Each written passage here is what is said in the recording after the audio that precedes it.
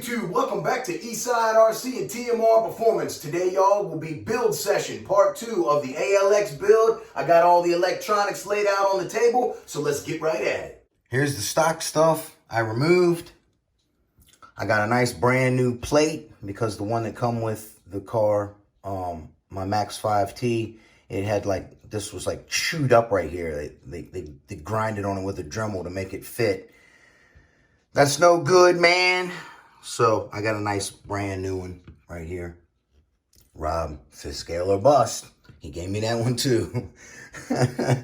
My brother Rob, man, he has hooked me up with so many goodies. So here we're gonna go with the Life battery for the 7PXR remote. Y'all see they got the 10 out. My goodness, man. Try to get the latest and greatest and worse than iPhone. Worse than Apple coming out with all the new goodies. We're going to be pairing this up with the R334 SBS Super Response. Got me a 7075 billet horn. The ALX connectors that I got to tie in over here for the kill switch. Yes, sir. Got to strip the wires and crimp those on so I can just plug it right in, son. Because ALX already has a nice kill switch on there, you know. We don't have to use this one anymore. So I'll get that fixed up. But yep, there's my servos that's going up in there. I got the Beast RC servo clamps. And they are going to need to be drilled out. And these cap head screws do not fit down in there because I guess they're made for a little tiny. I guess they thought you gonna mount this big bad boy up with some little tiny screws, but that ain't gonna be the case. So we need to drill these out. And then in order to set this up over here, right here, we're gonna have to cut these, all right? Because how they made up into here, I'll show y'all later. We're gonna have to cut those out, all right? So I'll show y'all how I notch them. Also, we're gonna do another mod here, the antenna mod, I call it. Right here, there's normally like a little stubby piece that goes up that has been pulled out. I pulled that out with some pliers and cleaned it up with some Kleins. So we're gonna mount this setup right here. This is a little washer I had that makes a nice clean install on the bottom. And then with this little screw, I'll show you guys that as well. All right, so I already got my kill switch here, robbed from the old FT. These are all, some of this is the old FT parts. We're going to be using a Reedy powered LiPo battery in this setup here. 2700 mAh, super light, little, will allow me to do a nice clean and neat package up inside here. All right, I already got my light mounted. I epoxy in my light like so there's no way of it ever getting broken or messed up. You see I'll run the wires accordingly, pack a little piece of foam in there, hold it tight and right, you know. All right, so let's get right at it. First thing I like to do is cut a piece of servo tape for the receiver here.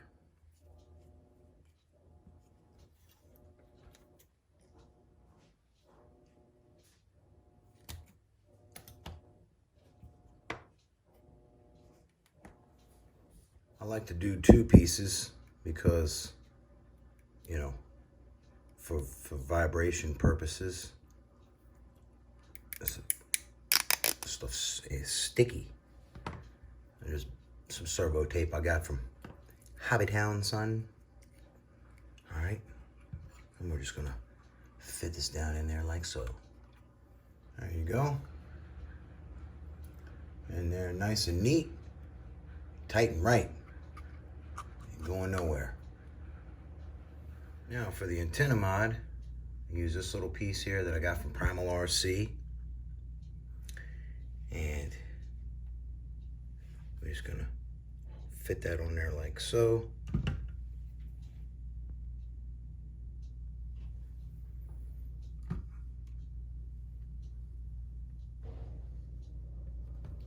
Go ahead and put your little washer in.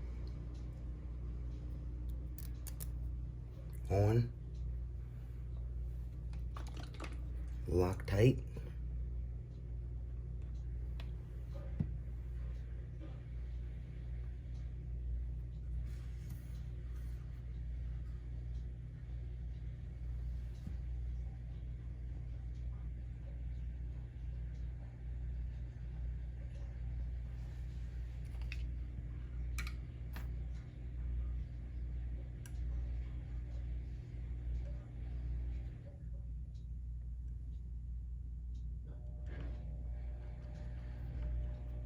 Just thread it right down on there.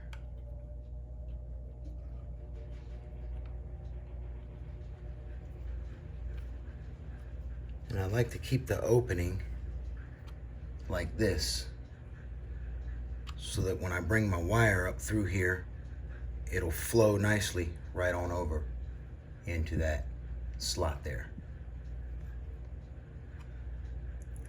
All right, so I'm gonna go ahead and get this tightened up, and then I'll show you how I run the wire.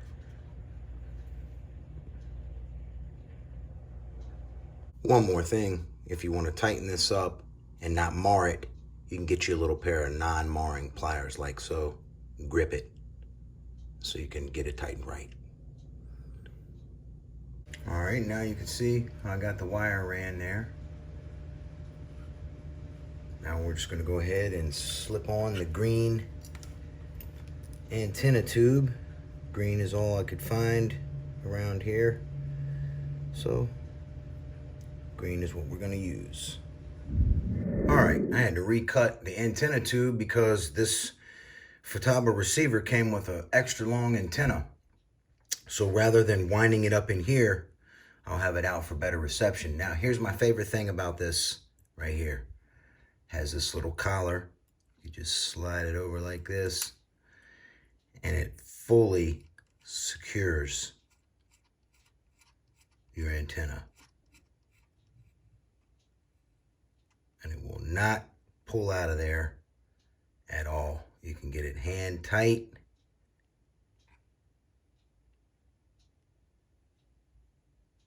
And that's it. Perfect. Put your little booty on top. How far is it down in there?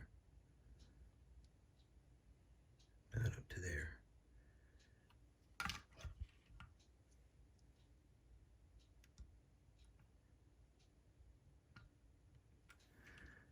Done, son. Clean and neat. Tight and right receiver install. Let's do the next thing. All right, y'all. The big servo didn't want to go in here without forcing it through. So as you can see, I had to take it outside to the Dremel tool and do a little Dremel shave down. So we're just going to touch this up here.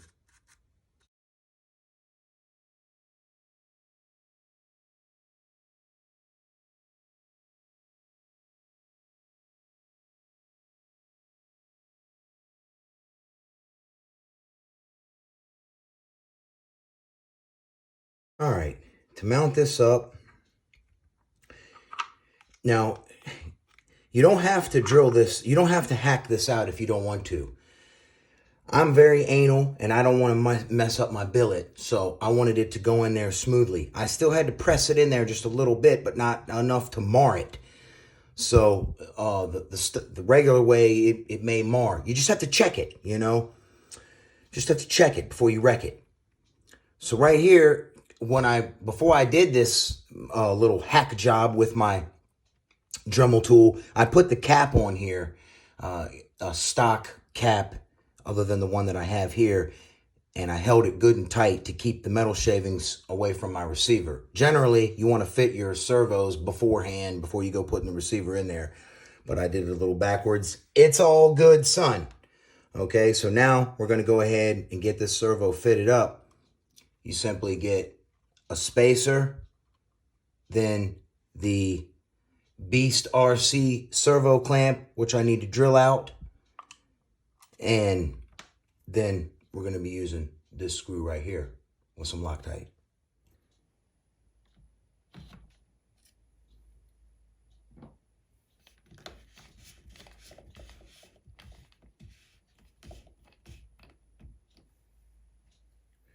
I mic'd the screw that I'm using, which is, where is it in the camera? Here we go. 3.9 millimeters. So I got a 3.9 millimeter bit, and it's good and tight. It's good. And we're gonna go ahead and drill it on out.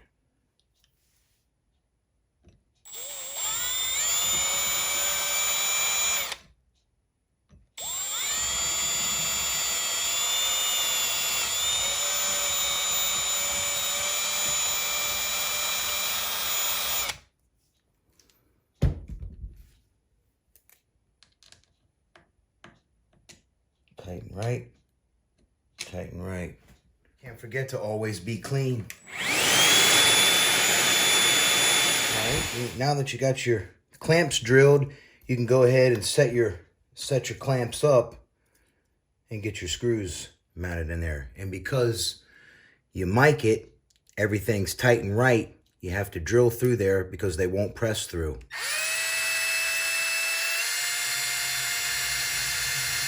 There you go. Once you get to the bottom, you can just give her a little ream and it's good to go. See, it's tight, it won't come out of there on you. So now you have a nice little clamp ready to go. Clamp up your servo. Now when you're tightening this sucker, I like to do it by hand, little by little, because it's a clamp. You don't want to warp it. So you just go little by little until it stops. And then you can cinch it down. Just back and forth like that. And I left this one a little bit loose as well to get it lined up in the hole just right. So I'll go ahead and get that cinched down. The 78 kg AGFRC is installed. Remember earlier how I told you we were going to have to cut a little piece out of here? Well, turns out when I went to put this one in here, it fit perfectly. And I noticed that one of the ends was squeezed a little bit. So I just squeezed this one up a little bit. You see how I boogered it up a little bit there? No biggie. Screw will go right through there and straighten it out. Well, now it fits in there. So we're going to go ahead and put those in there just like that. Drop the servo in there and install it in the plate. Here you guys can see no hacking is involved. The servo fits right in there like swimwear. As you can see here, I went the extra mile and I put some lock nuts as well as tightened the screws into the plate. And I did the same thing for the small servo as well, since we're going to be doing a lot of vibrating with this big engine in there. I figure I'm going to go ahead and overkill it and get the thing done super right and super tight. All right, guys. Now, I want to note something here before we start programming. This kill switch here needs to be set at 6 volts cutoff because we're now using a LiPo when we were using this NiCad right here, which was a 4.8. I believe I had it set off as, or 4 volts cut off. All right, so we don't want to start no fires. So we need to actuate this #1 dip switch right here when we turn this receiver on and power up these electronics. In the first 5 seconds of it beeping, you need to switch it back and forth 2 times to take it from 4 volts to 6 volts. So let's go ahead and do that. Let's turn on the radio here.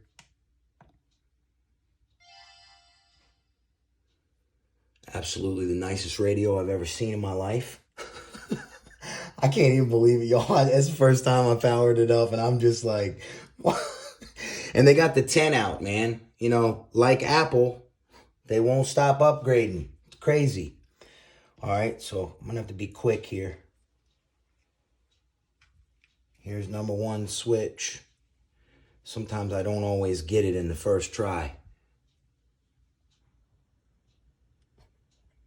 Let me get it right on here so you guys can see. Right. Oh, too late.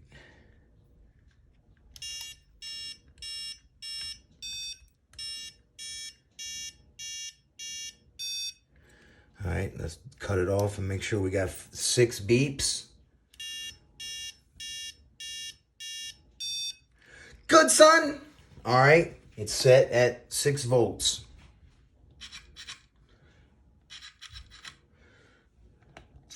If you guys are like me, you don't like to read the manual, so I don't like to read the manual. So if you see here, I went to, in order to get the kill switch to work, I went to, on the radio, switch select for the function. I went to channel 3, PS3, which is this switch right here, the old PS3, okay? And I selected the direction reverse so that when I hit the switch, the kill switch goes off. Watch. See? That'll let you know that it's off. All right? Simple as that. That way, this switch, you can set any one of these switches. This switch, or this switch, you know, as a kill switch. So, for channel 3 function. Very cool. Very, very cool. All right, guys, that's it. She is programmed. Endpoints and stuff will be set up later when I attach the linkages. We get this thing buttoned up, and that's it. Look, see why I love these batteries? Look how much smaller. It's a whole lot lighter. It's smaller. No question that's going to fit in that tiny battery box with all the electronics. Speaking of the electronics, there they are. All done, mounted,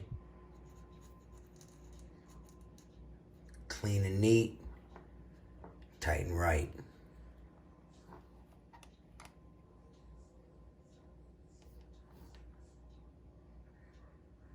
All right. Good thumbnail right there. All right, y'all. Well, that's going to do it for this video. Y'all have a blessed one. See you on the next one. Don't forget to click the bell and give it a thumbs up so others can see this video too, in case they're wondering about how to do this or what all is involved and whatnot. So, all right, guys. Y'all have a blessed one. I'll see you on the next one. Eastside RC and TMR Performance is out.